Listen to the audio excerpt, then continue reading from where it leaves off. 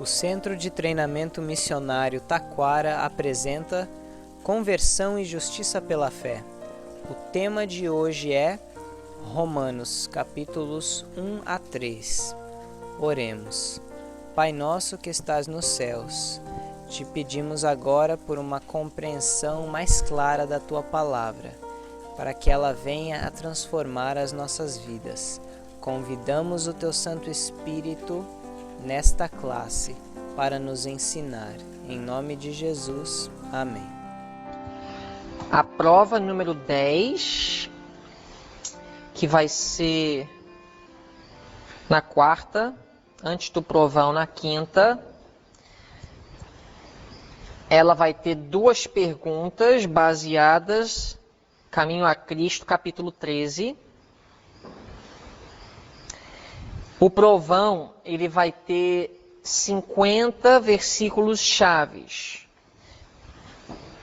Então vai ter uma coluna com o pensamento chave, outra coluna com a referência, ou as referências do texto, ok?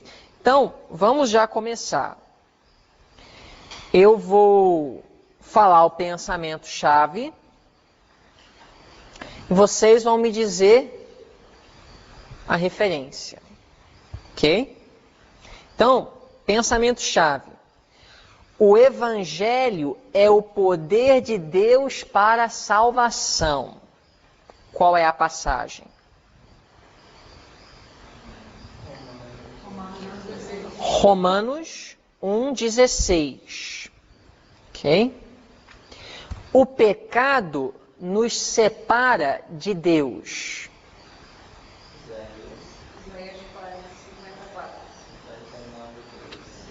Isaías 59, 2.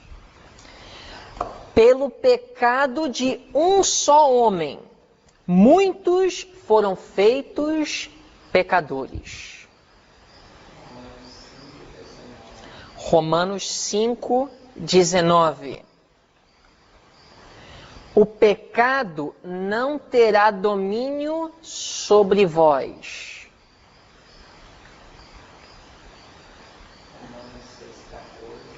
Romanos 6, 14. Alguém sem ser o Eric? Fé é o firme fundamento das coisas que se esperam. Hebreus 11, 1. A fé vem por ouvir e ouvir a palavra de Deus.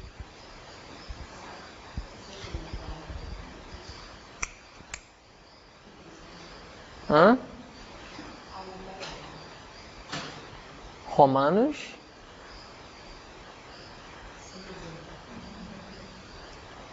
Pode falar, Eric. 10, 17. Muito bem. Os que confessam e deixam seus pecados alcançarão misericórdia.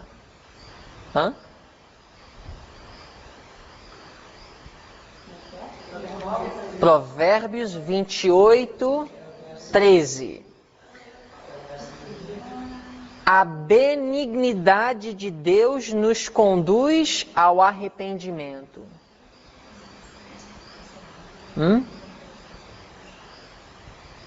Romanos 2, 4. Deus fez o homem reto.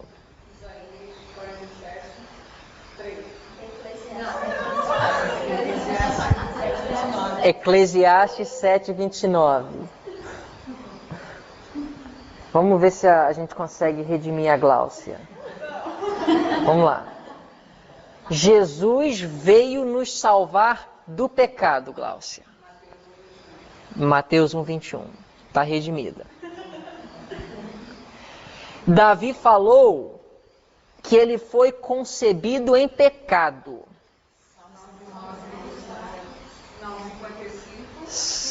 Salmos 51, 5. Ok.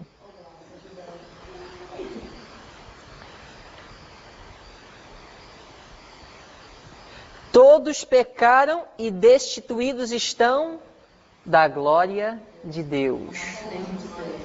Romanos 3, 23. Adão e Eva foram feitos à imagem de Deus. Gênesis 1, 27.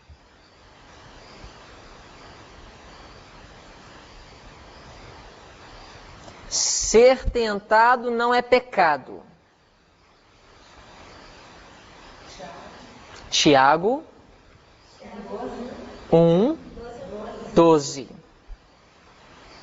a 15. Em tudo, Jesus foi feito semelhante aos irmãos.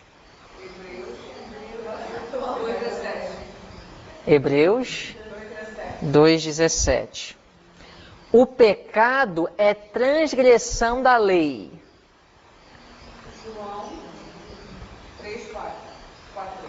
1 João 3,4. Muito bom. Quem é injusto, faça injustiça ainda. E quem está sujo, suje-se ainda. Apocalipse? Fala, irmã Joide. Quem mais? 22. Alguém falou? 11? Sim, é 11. Quem falou está certo. Jesus disse: eu não posso de mim mesmo fazer coisa alguma.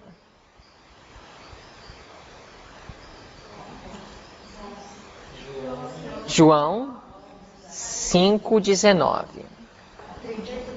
e 30. Jesus é poderoso para nos guardar de tropeçar.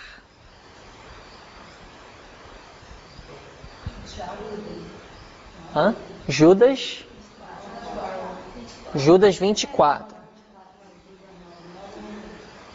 Aquele que vencer como Jesus venceu, herdará o trono de Deus. Apocalipse 3, 21.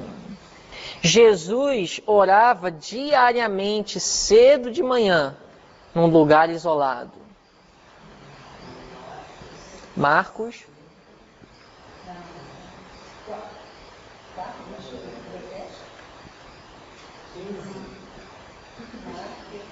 Marcos 1, 1:35.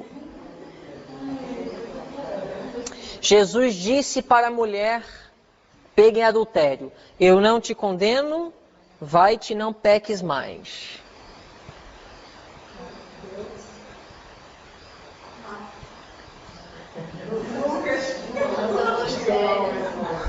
João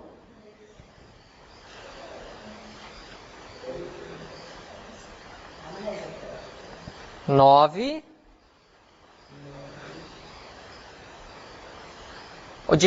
João 8:11.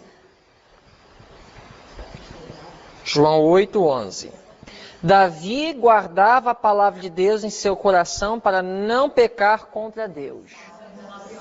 Salmo 119:11.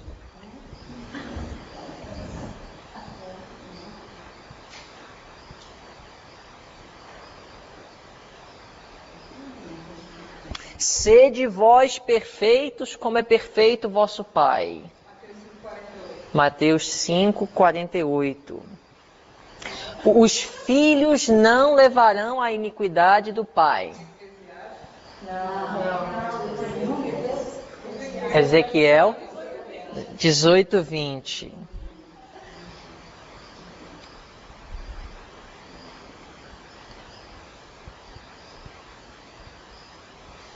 O salário do pecado é a morte.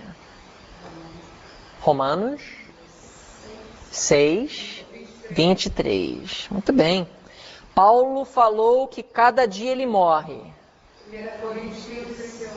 1 de Coríntios 15:31. A confissão deve ser específica. Levítico 5:5. Levítico 5, 5.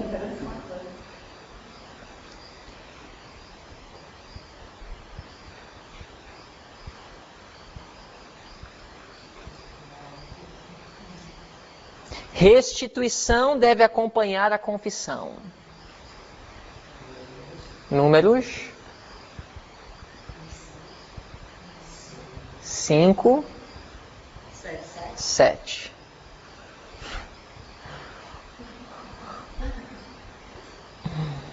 Muito bem, gente. Eu queria passar para vocês algumas passagens que eu não dei para vocês como versículos-chave, que são versículos-chave e vão cair no provão. Tá? Não são muitos, não. São poucos. Estão dentro da apostila. Romanos 3, 23. Todos os pecados destituídos estão. Quando nós damos fruto, glorificamos o Pai. João 15, 8.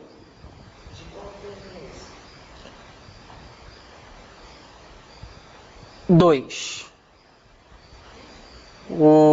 A condição do homem depois do pecado. João 15, 8. Também Gálatas 5, 22. O fruto do Espírito é o caráter de Deus. Ok? Atos 5, 31. O arrependimento é um dom de Deus.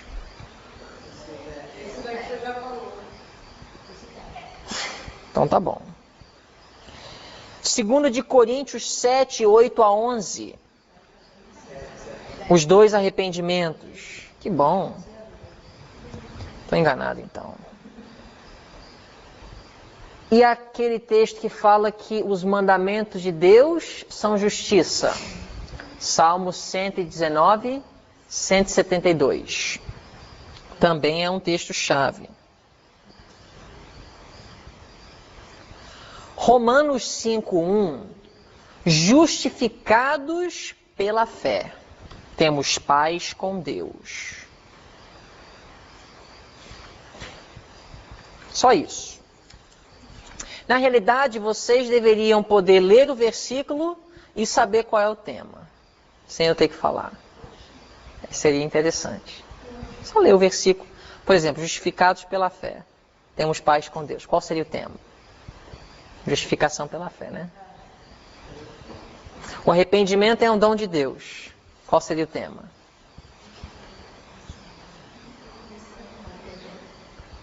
Arrependimento e conversão. Tem outro texto. Jeremias 13, 23.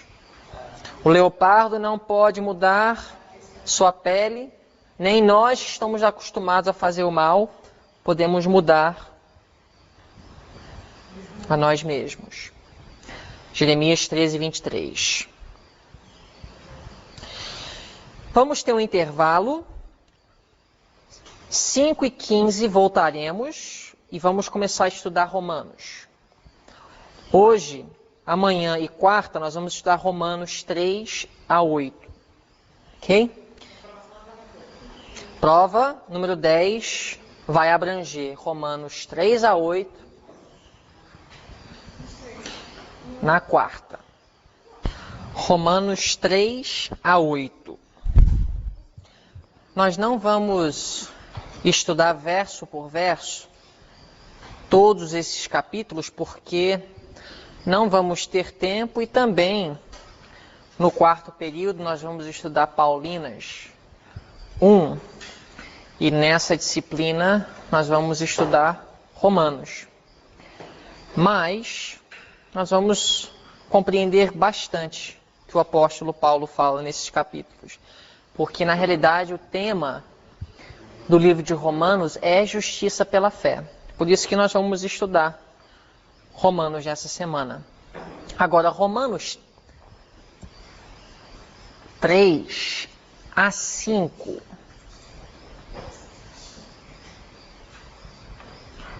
Tem um tema. Nesses 3 capítulos, o apóstolo Paulo está falando sobre justificação pela fé.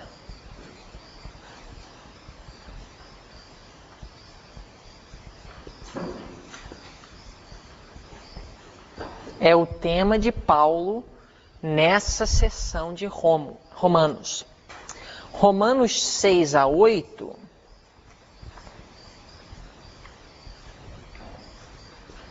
Paulo, ele aborda o tema de santificação pela fé.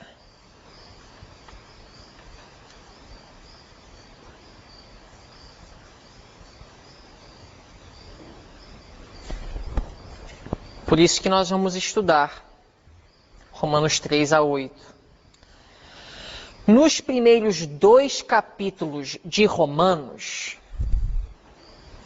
que é a introdução do tema, ele prepara o caminho para chegar onde ele quer chegar.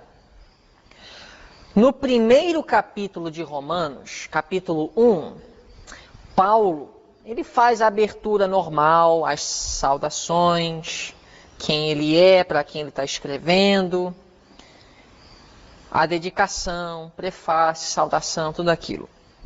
Mas depois ele começa a abordar o tema. Começando lá para verso 16 em diante. Começa a falar realmente do que ele vai abordar.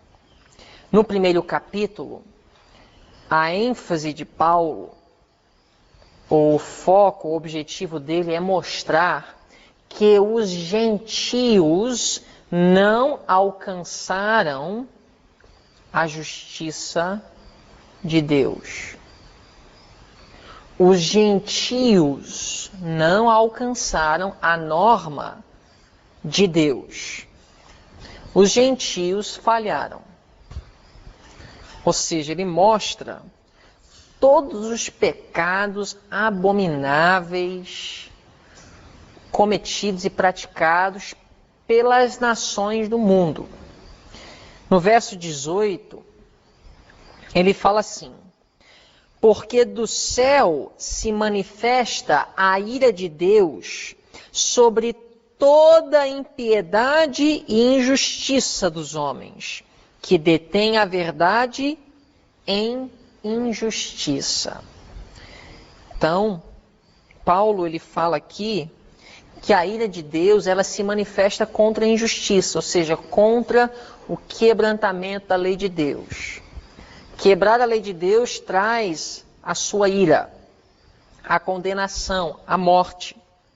Aí ele faz uma lista dos pecados cometidos pelas nações. Ele fala do homossexualismo, ele fala dos mentirosos, ele fala dos ladrões, ele fala da idolatria, ele fala do adultério, fornicação, ele fala de todos esses pecados praticados pelas nações que Deus abomina. E ele fala que os gentios não estão excusados ou livres de condenação, porque mesmo eles não tendo a oportunidade de conhecer a lei de Deus, porque os gentios não possuem os oráculos divinos, mas Paulo fala que os gentios têm suficiente evidência na natureza e no mundo visível para acreditar em Deus.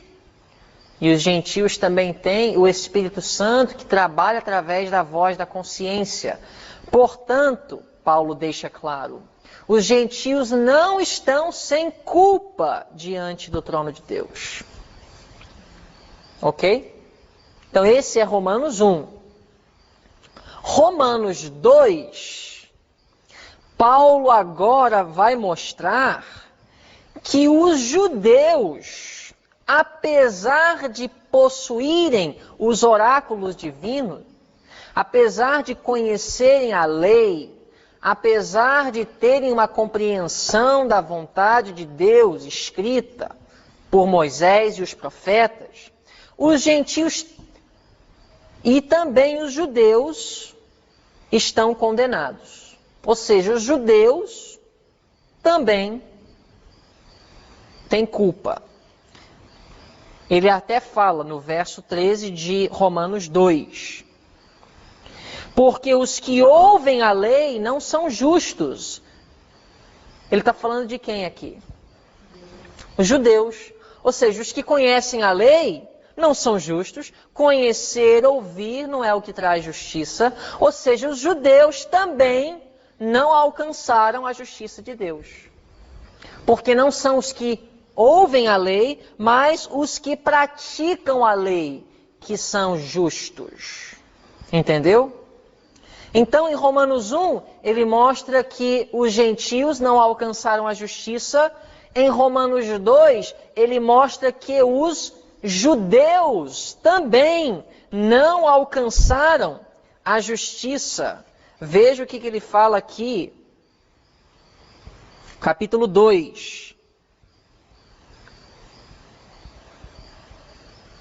Verso 17. Olha as palavras de Paulo.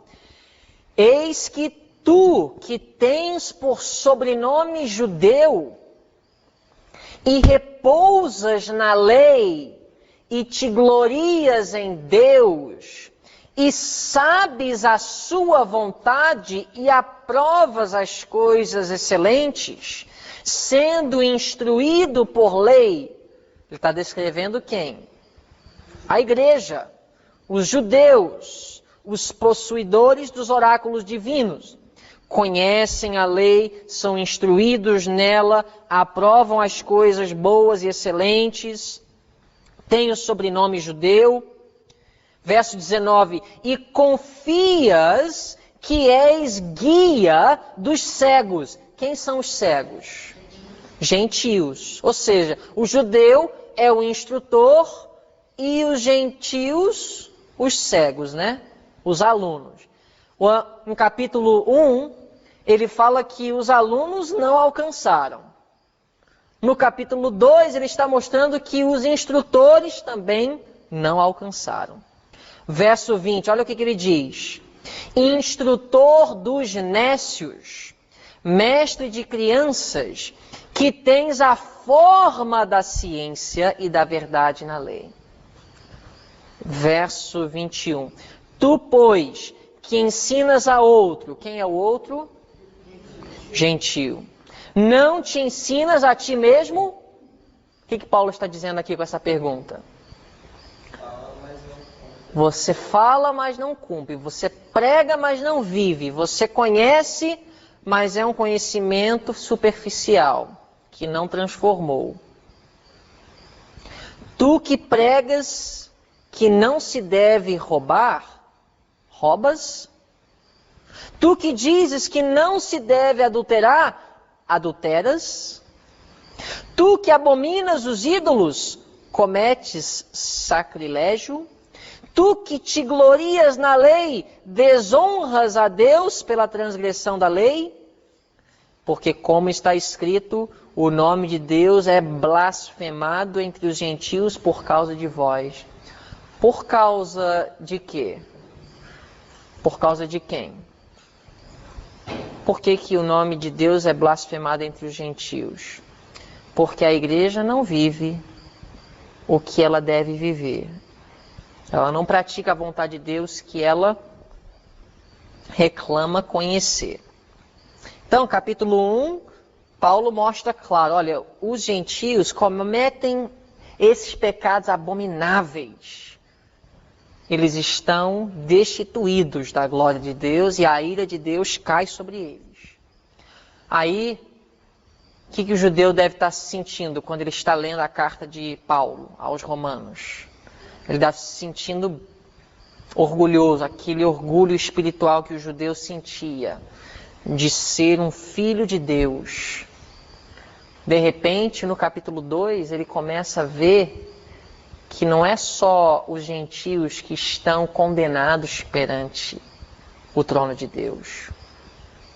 Paulo deixa claro no capítulo 2, tendo preparado o caminho pelas palavras de capítulo 1, que os judeus perante o trono de Deus também estão condenados. Por que isso? Porque ele quer mostrar, a partir do capítulo 3, o quê? Que todos precisam de serem justificados como? Pela fé. Para você ser justificado pela fé, primeiro você precisa reconhecer que você está perante Deus o quê? Condenado. Então, no capítulo 3, o que Paulo vai mostrar? Que todo mundo está condenado. Esse todo mundo abrange em dois grupos: gentios e judeus. Ficou claro até agora? Tudo bem? Então vamos agora para Romanos 3. Verso 1. Qual é, pois, a vantagem do judeu? Vocês me respondem. Qual é a vantagem do judeu? Que vantagem tem o judeu em relação ao gentio? Que ele está instruindo. Então, qual é a vantagem dele de ser o instrutor? A luz. Tem a luz, então, tem uma vantagem. Será que é vantagem mesmo? Ou qual a utilidade da circuncisão? Ou seja, qual é a utilidade de ser um judeu? Paulo está perguntando. Por quê? Porque os judeus acreditavam que eles eram mais privilegiados. E, na verdade, eles eram. Mas o que os judeus não compreendiam é que com esse grande privilégio também eles tinham uma grande responsabilidade. E agora Paulo vai mostrar a responsabilidade que eles não foram fiéis de cumprir. Olha o que ele fala no verso 2. Muita, ou seja, sim, o judeu é privilegiado, ele tem vantagem em toda maneira. Por quê? Porque primeiramente, essa palavra primeiramente é importante. Por que vocês acham que é importante essa palavra primeiramente? Primeiramente, as palavras de Deus lhes foram confiadas, ou seja, os oráculos divinos. Por que primeiramente? Se eles foram os primeiros, então isso significa o quê? Sim, foram escolhidos para serem os portadores ou os possuidores dos oráculos divinos, mas se Paulo aqui está dizendo primeiramente, isso significa que não era só para os judeus conhecerem. Os judeus acreditavam que só eles iam se salvar, que Deus escolheu um povo e esse povo ia se salvar, e todos os que não tiveram esse privilégio de fazer parte desse povo, dessa nação abençoada e protegida por Deus, a menina dos olhos de Deus, estão condenados para a morte. Só que o judeu perdeu de vista o propósito para o qual Deus levantou a nação.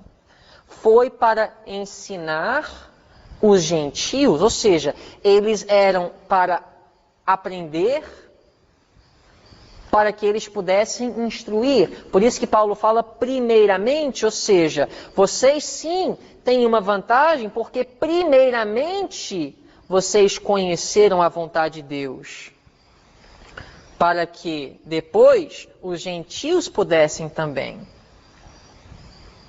Verso 3. Pois que, se alguns foram incrédulos, a sua incredulidade aniquilará a fidelidade de Deus? Agora, a partir do verso 3, nós vamos entrar numa linguagem um pouco difícil, complicada. Nas epístolas de Paulo, tem muitas partes assim. Olha a pergunta de Paulo.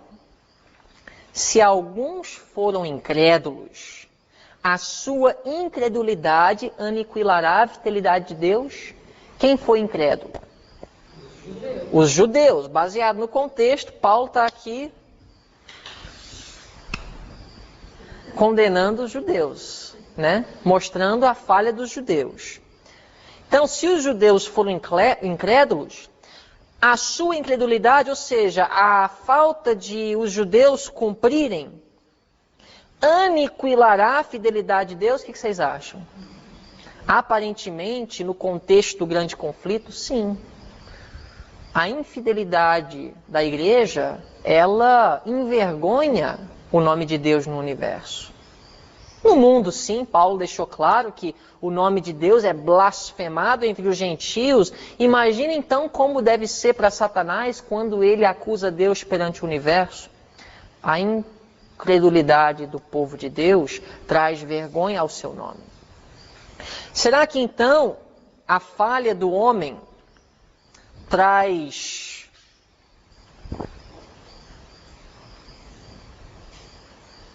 opróbrio ao nome de Deus, ou seja, o Deus é infiel por causa da infidelidade do homem? Verso 4, de maneira nenhuma. Sempre seja Deus verdadeiro e todo homem mentiroso, como está escrito, para que sejas justificado em tuas palavras e venças quando fores julgado. Paulo aqui está citando quem? Salmo 51. As palavras de Davi em sua oração de arrependimento.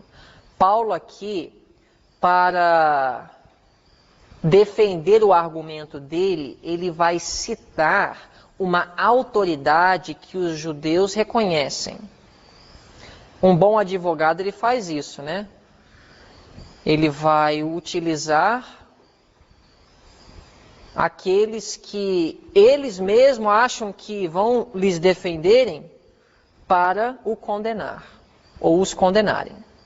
Aqui Paulo usa as palavras de Davi. O que Davi quis dizer? Que apesar de sua queda com Betseba, Deus não é injusto.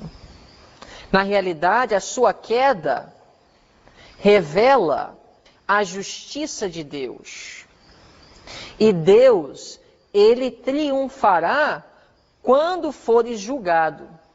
Davi está reconhecendo que a sua queda não foi a culpa de Deus. Ele está dizendo que a culpa de sua queda cai sobre ele. E por essa razão, Deus ele permanece justo e ele continua sendo justo perante o universo quando sendo julgado. Verso 5. E se a nossa injustiça for causa da justiça de Deus, que diremos? Porventura será Deus injusto, trazendo ira sobre nós? Falo como homem. Aqui Paulo está se colocando no lugar de quem está ouvindo. Ou seja, Paulo acabou de mostrar que a falha do homem só contribui para exaltar mais o nome de Deus. Ou seja, Paulo, a princípio, ele fez a pergunta: será que a incredulidade do homem, a falha do homem, mostra que Deus é infiel? De maneira nenhuma. A queda do homem, a infidelidade do homem, só revela mais que Deus é justo, que Deus é fiel. Ou seja, nada podemos fazer contra a verdade, mas sim pela verdade. Se a verdade é que Deus é justo, tudo que eu for fazer vai contribuir para revelar essa verdade. Apesar de que às vezes pode parecer que não seja, mas a verdade ela vai triunfar. Então a verdade que Deus é justo vai triunfar. Então, o homem, em sua rebelião contra Deus, só revela mais ainda que Deus é justo. Como é que a rebelião do homem revela a justiça de Deus?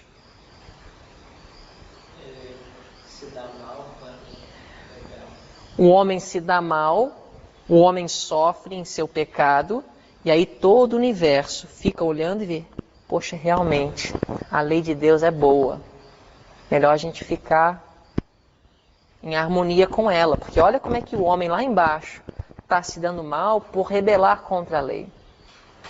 Então Paulo está mostrando aqui que a infidelidade dos judeus, apesar de que aparentemente foi um triunfo para Satanás, acabou sendo apenas mais uma vitória para Deus.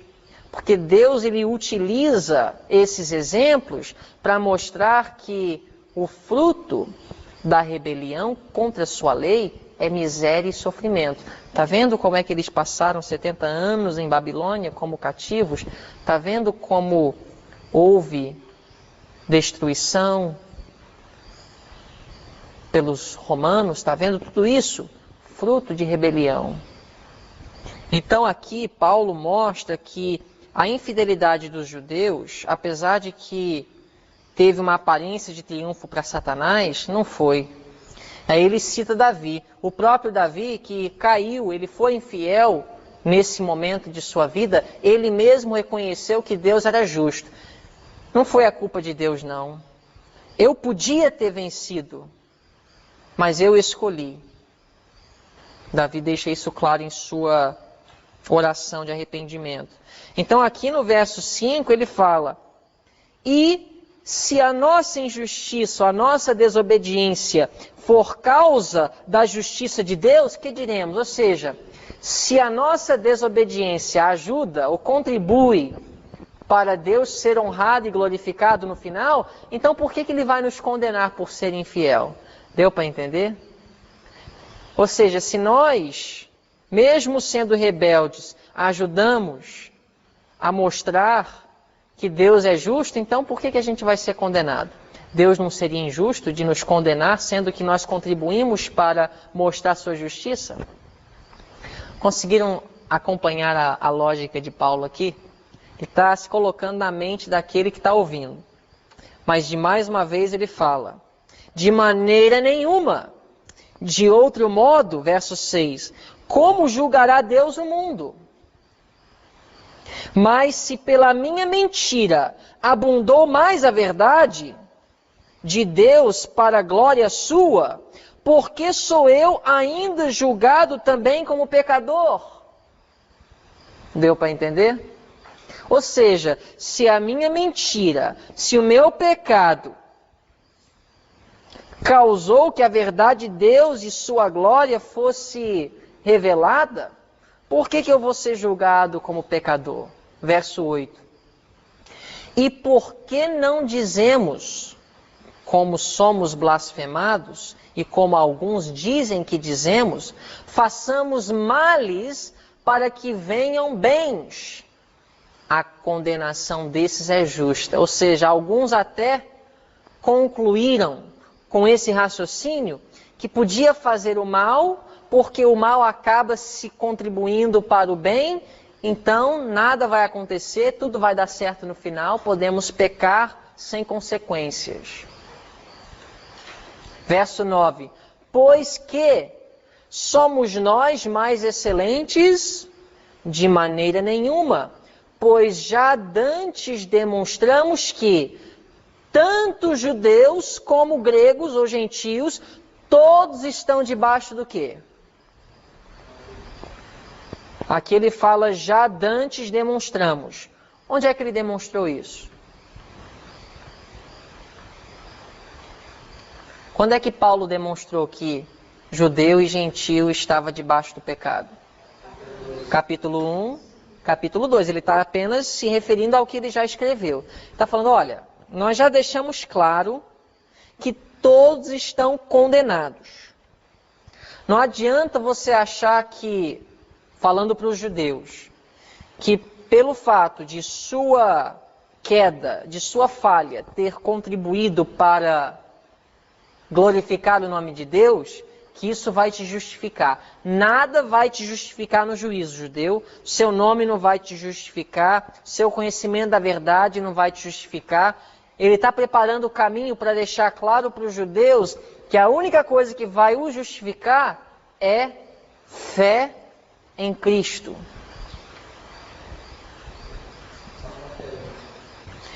Versículo 10. Como está escrito? Mais uma vez, Paulo vai citar uma testemunha que os judeus confiavam. Davi. Não há um justo, nenhum sequer. Então, o que Paulo acabou de provar para os leitores dessa carta? Que judeus e gregos, ambos, todos, porque quando você fala judeu e quando você fala grego ou gentio, você está abrangendo toda a raça humana. Porque na mentalidade judaica, haviam dois grupos na terra, judeu e gentio. Quem não era judeu, era gentio. Quem não era gentio, era judeu. Então, Paulo, ele deixou claro até agora, que todos estavam debaixo da condenação do pecado.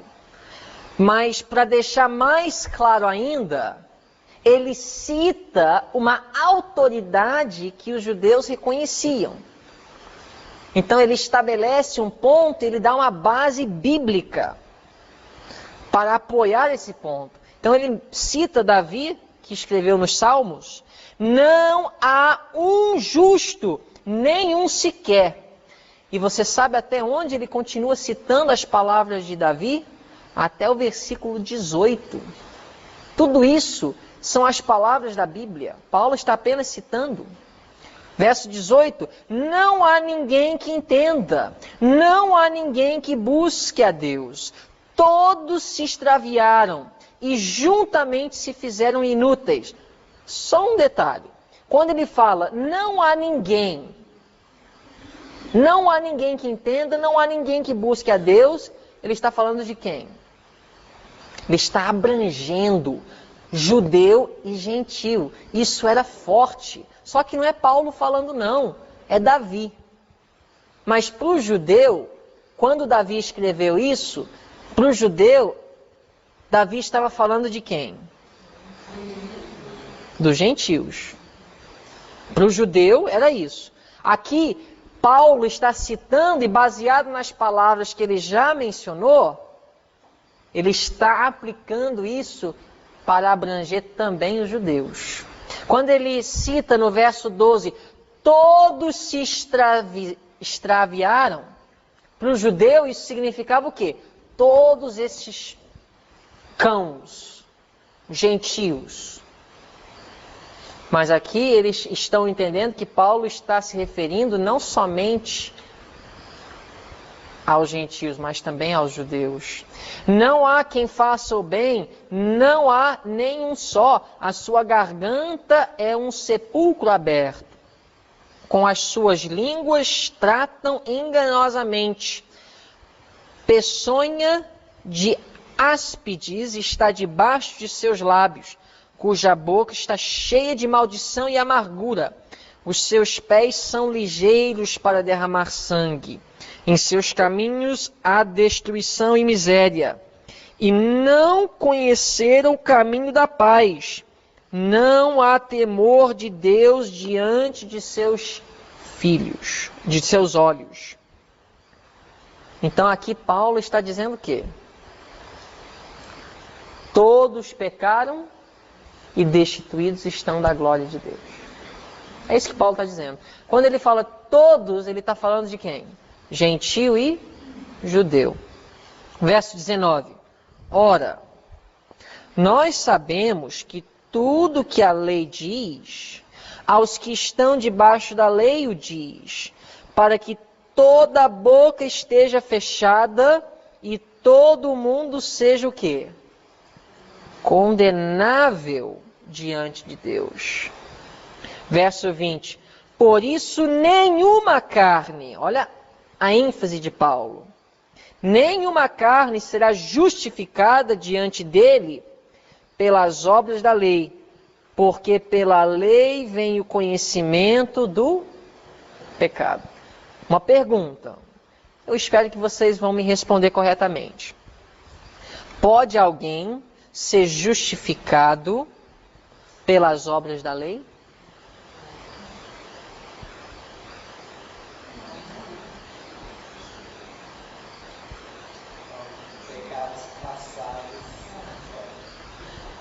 Escuta a pergunta.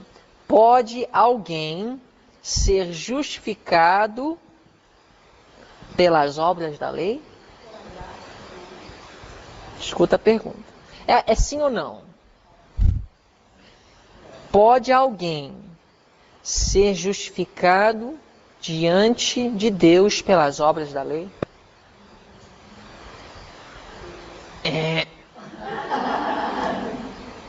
Pode. Pode. Os anjos são justificados, sim ou não?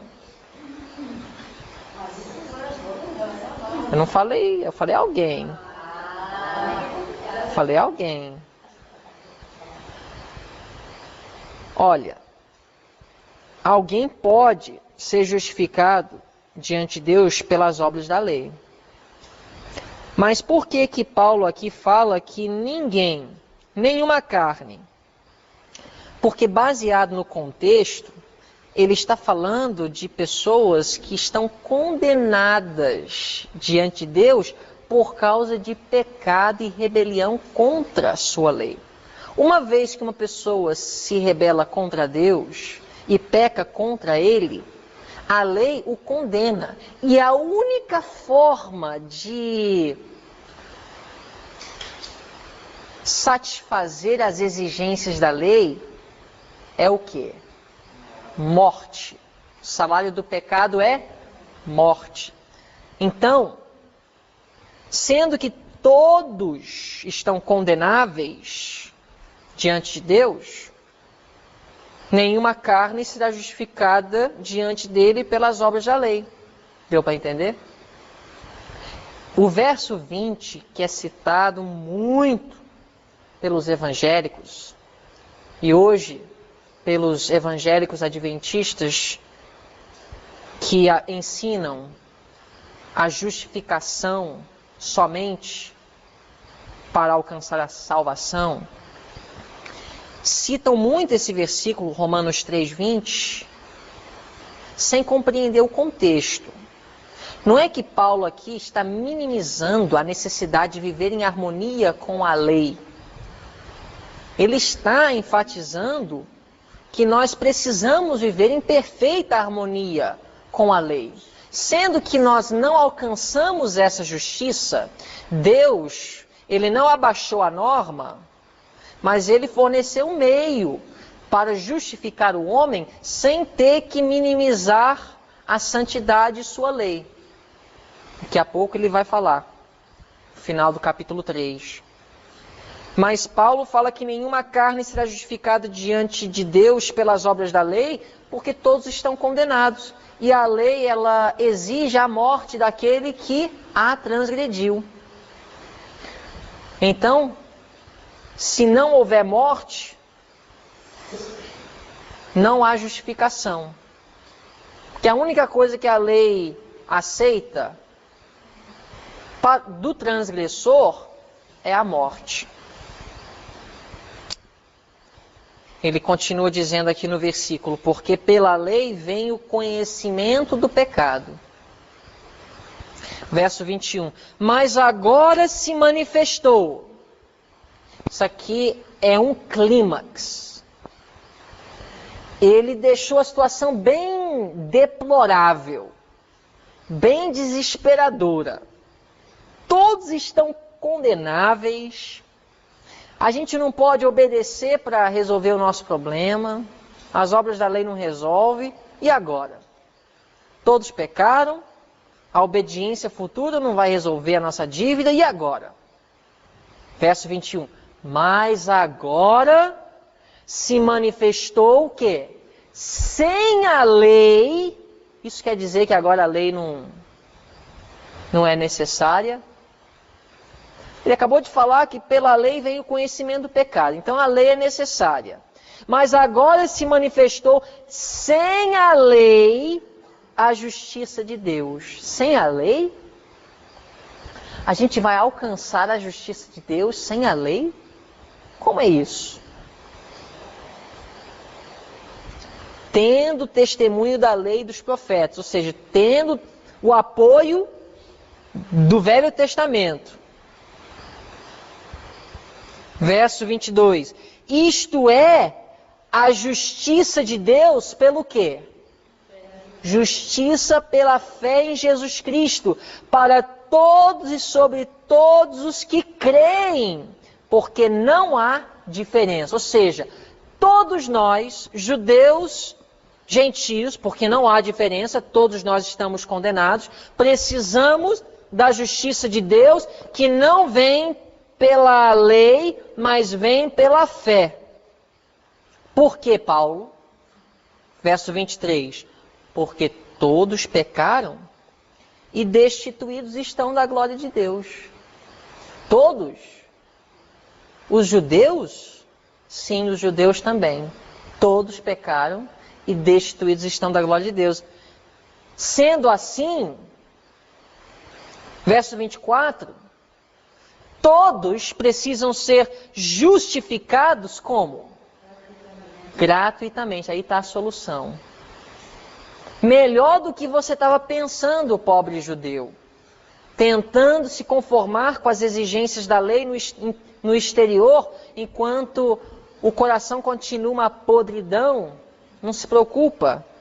Sendo justificados, ou seja, perdoados, a dívida paga gratuitamente pela graça dele, pela redenção que há em Cristo Jesus. Agora, para não deixar também o gentio achando que é fácil demais, verso 25, ao qual, falando de Cristo, Deus propôs para propiciação pela fé no seu sangue, para demonstrar a justiça pela remissão dos pecados dantes cometidos sob a paciência de Deus. Ou seja, gentio, não pensa que a graça de Deus é para você agora achar que você pode viver no teu pecado, continuar na sua transgressão, porque agora, pela fé, tudo é resolvido. Não. Essa bênção de ser justificado pela fé é por pecados dantes cometidos. Ou seja, a justificação de Cristo que Ele oferece pela fé em seu sangue, por sua graça, é para resolver o teu problema passado. Não é para você ter uma licença para continuar em hábitos pecaminosos que você conhece, não estão em harmonia com a vontade de Deus. Verso 26. Para demonstração da sua justiça neste tempo presente, para que Ele, Deus, seja justo e justificador daquele que tem fé em Jesus. Olha só, que frase. Deus, portanto, com tudo isso, Ele fica justo e ao mesmo tempo Ele pode ser justificador, perdoador. Como pode? Como é que Ele pode ser justo? Como é que Ele pode preservar a integridade da lei, sendo que a lei ela exige a morte do transgressor? Como é que Ele pode, então, perdoar o transgressor e, ao mesmo tempo, ser justo aos reclamos da lei? Ele mesmo pagou a dívida pela morte de seu filho na cruz.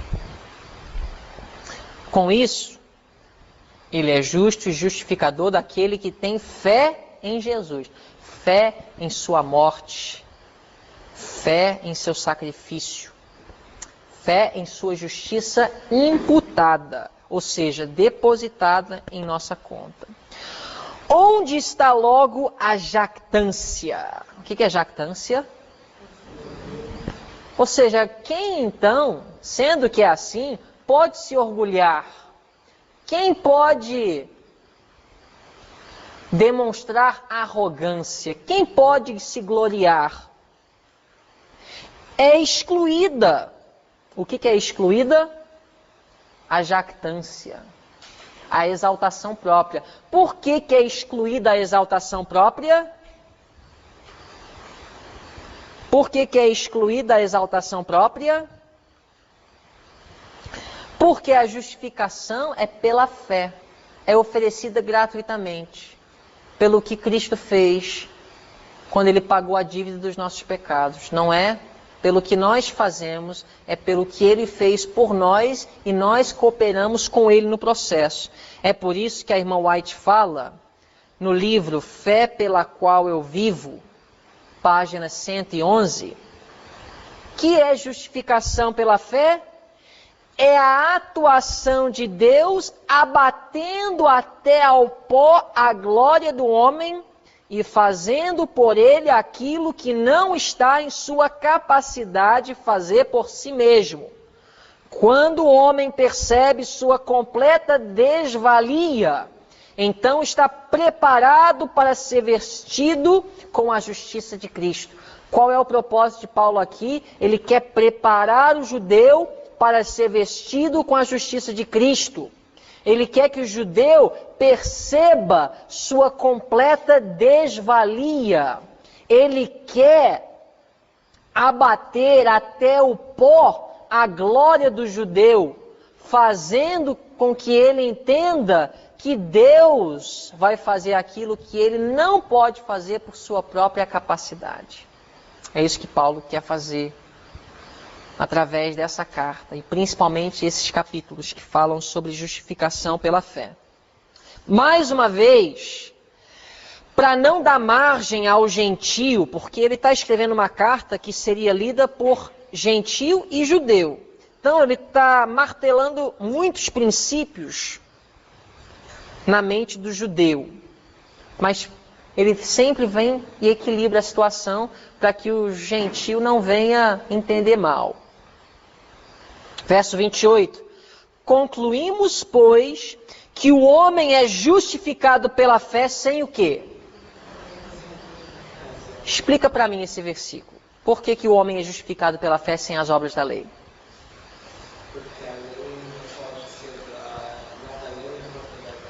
Obediência à lei não resolve a dívida passada. Por isso que a justificação que Deus oferece ao homem, o perdão dele, é pela fé e não pelas obras da lei. Ou seja, guardou o mandamento, viveu em harmonia com a sua vontade, tudo bem, mas isso não paga a dívida do seu pecado. Verso 29. É porventura Deus somente dos judeus? E não é também dos gentios? Também dos gentios. Certamente, visto que Deus é um só, que justifica pela fé a circuncisão e por meio da fé também a incircuncisão. Olha o que ele fala no verso 31. Para o gentio não usar as palavras dele, achando que tem agora licença para gratificar a carne e ter harmonia com Deus, paz com Deus. Ele fala assim: anulamos, pois, a lei pela fé? Ou seja, baseado no que eu falei, você pode agora anular a lei, achar que ela não deve ser guardada? De maneira nenhuma. Antes, estabelecemos a lei. Sabe o que Paulo quis dizer aqui? Que tudo que ele falou, de forma nenhuma minimizou o dever do homem de viver em harmonia com a lei. Ele, se ele fez algo, ele acabou exaltando mais ainda a lei, por mostrar que Deus é tão cuidadoso em preservar a integridade da lei, que ele estava disposto a pagar um preço infinito para que ela não fosse rebaixada para perdoar o homem. Se Deus tivesse perdoado o homem sem a morte de Cristo, ele teria rebaixado sua norma, ele teria anulado sua lei.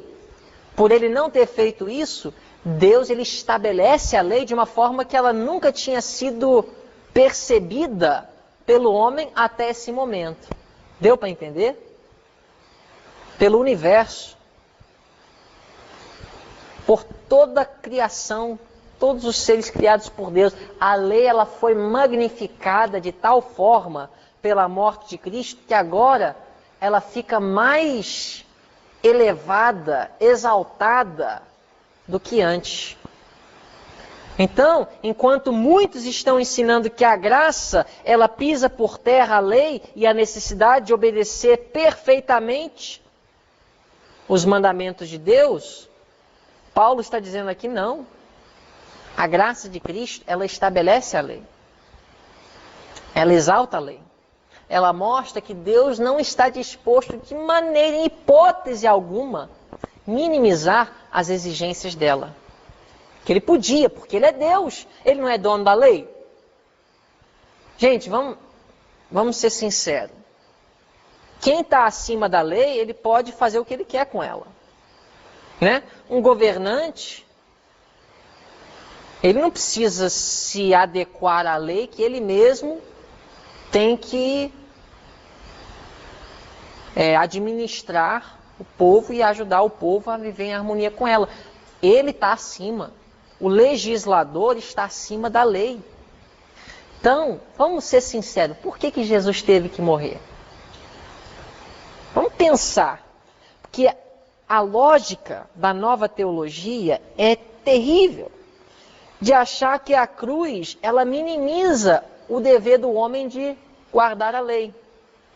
Porque Deus ele não precisava ter enviado Jesus. Ele está acima da lei. Se a lei reclama morte do pecador, Deus podia, se ele achasse que a lei não fosse tão importante, ter falado, gente, sabe de uma coisa? A lei fala isso, mas vocês estão perdoados. Por Deus achar importante Cristo ter que morrer, ele está dizendo que a minha lei é tão importante que eu não estou disposto a rebaixá-la em hipótese alguma. A morte de Cristo revela a necessidade de viver em harmonia com a lei. E a morte de Cristo desperta no ser humano o desejo de agradar a Deus, de obedecer, mostrando o infinito preço que Deus estava disposto a pagar para preservar a integridade dela. Tudo isso está em Romanos 3, um capítulo que é usado para mostrar que a lei não precisa ser guardada. A ironia é incrível. Mas que Deus nos ajude a compreender melhor a teologia de Paulo, porque ele é muito equilibrado. Você vai ver 3 capítulos, justificação pela fé. Logo em seguida, 3 capítulos, santificação pela fé. Um equilíbrio perfeito em sua teologia, mostrando o que Cristo faz por nós e o que Cristo faz em nós. Oremos. Querido Deus, obrigado pelas verdades tão preciosas que foram aprendidas nessa classe. A Tua palavra realmente é um tesouro em nossas vidas, que nós possamos viver tudo aquilo que aprendemos, pela Tua graça. Em nome de Jesus. Amém.